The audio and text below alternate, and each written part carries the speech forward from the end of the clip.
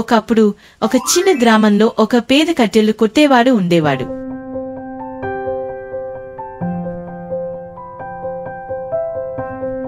ఒకరోజు ఒక నది దగ్గర కట్టెలు నరుకుతుండగా అతని చేతిలో నుండి గొడ్డలి జారి నీటిలో పడింది. కొయ్యలు కొట్టేవాడు చాలా బాధపడ్డాడు.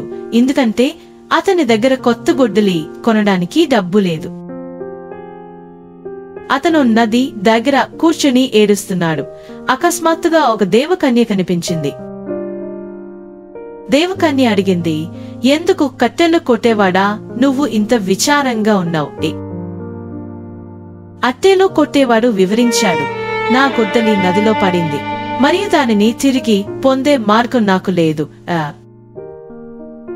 దేవకన్య నవ్వి నదిలోకి దూకింది. ఆమె బంగారు గొడ్డలితో తిరిగి వచ్చి, ఇది నీ గొడ్డలినా? కట్టెలు కొట్టేవాడు తల అడ్డంగా ఊపి, లేదు, అది నాది కాదు, నాది సాధారణ ఇనుప గొడ్డలి అని అన్నాడు. అప్పుడు దేవకన్య మళ్లీ నదిలోకి దూకి వెండి గొడ్డలిని తెచ్చింది. ఆమె అడిగింది, ఇది నీ గొడ్డలినా?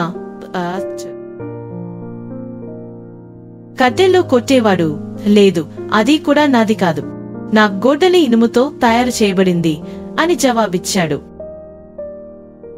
కట్టెలు కొట్టేవాడి నిజాయితీకి ముగ్ధుడైన దేవకన్య అతనికి 3 గొడ్డలను బహుమతిగా ఇచ్చింది. కట్టెలు కొట్టేవాడు తన నిజాయితీకి, దేవకన్య దయకు కృతజ్ఞతతో ఇంటికి తిరిగి వచ్చాడు. కథలోని నీతి ఏమిటంటే నిజాయితీకి ఎల్లప్పుడూ ప్రతిఫలం లభిస్తుంది.